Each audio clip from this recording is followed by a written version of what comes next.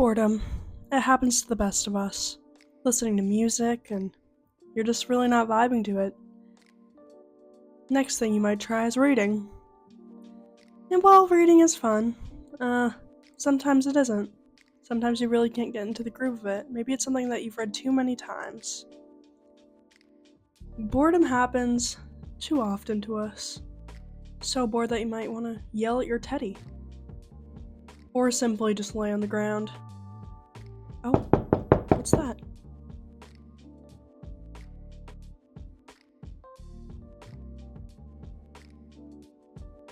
Someone's at the door. Oh. There's no one here. Weird. What's this?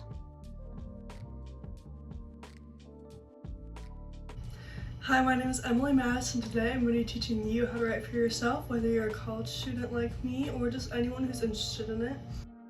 If you're anything like me, you can associate writing with homework. Especially if you're a college student, there's the stress of essays and homework, especially nearing finals time. But today I'm going to explain to you why writing shouldn't be associated with this and it should be its own fun thing. First thing I like to do is getting comfortable. Also saying sorry to the teddy bear that you yelled at when you were bored earlier. But really, the first step in writing is being somewhere comfortable. For me, this is my bed, solely because I don't do homework in my bed, and I don't associate the negative energy of homework with writing when I'm in my bed. So for you, this may be outside, also your bed, or anywhere that makes you comfortable. Maybe it is a desk, maybe it's the library, maybe it is where you do homework, if that's where your best energy comes from. Anyways, there's so many different types of writing for you to endure. There's poetry, short stories, little narratives, really anything you can write about.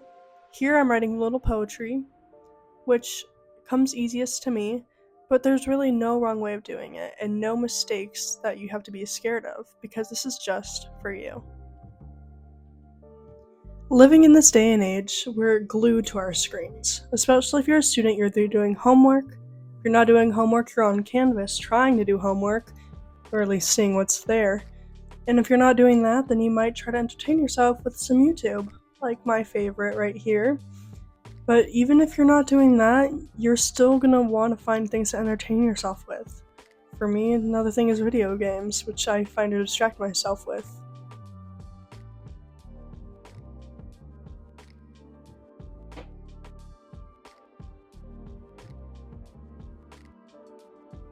Now you may be thinking, isn't this supposed to be a tutorial on how to write for yourself? And that's the thing, you really can't tell anyone how to write for themselves, because you make up the rules. You decide what you want to do with it.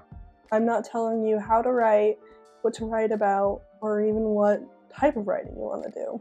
As I said before, there are so many different kinds of writing, it is crazy. There's something out there for you. And even if this isn't your thing, there's plenty of other things that you can do that don't involve screens. My biggest thing is reducing screen time. Screen time has direct affiliation with anxiety and depression, with overuse, especially if you are a student or just anyone who is constantly on their devices. Everyone is susceptible for gaining depression or anxiety from screens.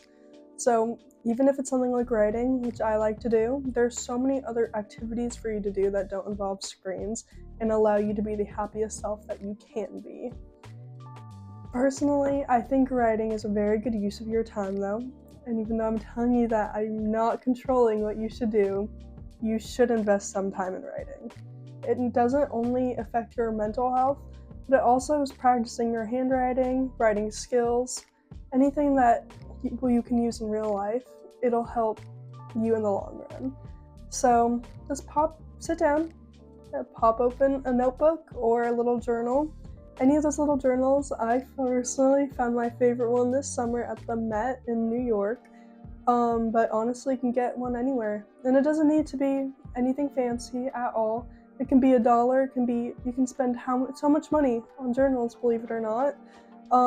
But it's all up to you how you want to spend that time with yourself. You don't get that much time alone nowadays. So when you are alone, there should be things that you cherish your time with, and this is just what has been working for me.